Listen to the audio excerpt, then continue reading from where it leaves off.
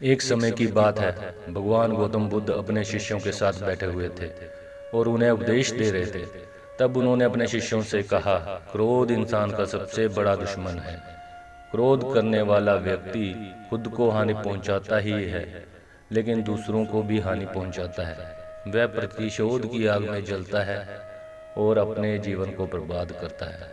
उनके उपदेश खत्म हो जाने के बाद उनके शिष्यों में से एक शिष्य खड़ा होता है और बोलता है, तू एक ढोंगी है, तेरी बातें मनुष्यों के रहन सहन से विपरीत है।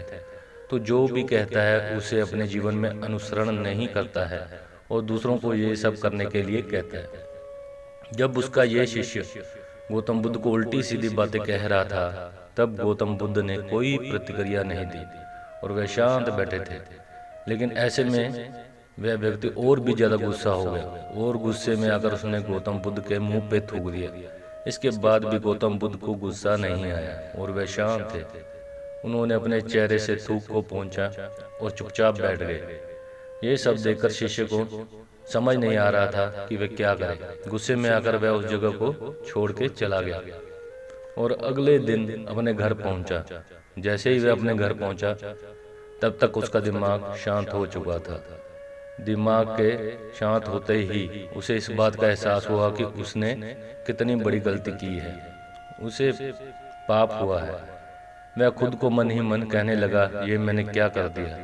मैंने महात्मा बुद्ध का अपमान किया है। ऐसा पाप मैं कैसे कर सकता हूँ? मैंने बहुत बड़ी गलती कर दी है।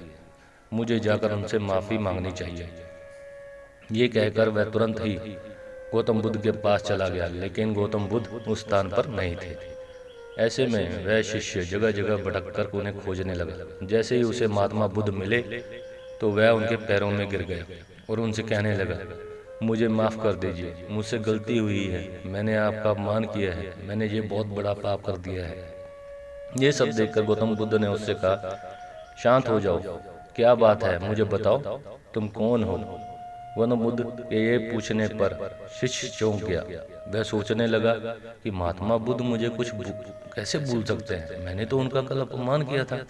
ये सोचकर उसने महात्मा बुद्ध से पूछा, मैं वही शिष्य हूँ जिससे कल आपका अपमान किया था और आप इतनी जल्दी मुझे भूल भी गए।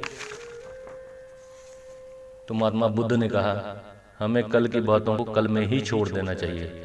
वह अच्छा हो या बुरा, उसके बारे में बार बार विचार नहीं करना चाहिए। मैं बीती हुई बातों को पीछे छोड़कर आगे चलता हूँ और ऐसा ही हम सबको करना भी चाहिए। महात्मा बुद्ध ने उस शिष्य को कहा और चल दिए। महात्मा बुद्ध की ये बातें सुनकर वह शिष्य और भी ज्यादा प्रभावित हुआ और उनसे जाकर पीछे से बोला कि गुरुजी, आज से आपकी हर बातों को मानूंगा। तो दोस्तों, इस कहानी से हमें ये सीख मिलती है कि क्रोध करना इंसान के लिए सबसे खतरनाक है। ये मनुष्य का सबसे बड़ा दुश्मन है जो उसे बर्बाद कर सकता है। इसलिए मनुष्य को कभी भी क्रोध नहीं करना चाहिए। इस कहानी से हमें यह भी सीख मिलती है कि बीती हुई बातों को हमें भूलकर आगे बढ़ना चाहिए। अगर कोई मनुष्य अपनी बीती हुई बातों पर ज़्यादा ध्यान देता है तो उसका ध्यान पूरी तरह से भूतकाल में ही लगा रहता है और वह इंसान कभी भी आगे बढ़ने की और सोच नहीं सकता और विचार भी नहीं कर पाता। इसलिए हमेशा पुरानी बातों को छोड़कर आगे बढ़ने की ही सोचें।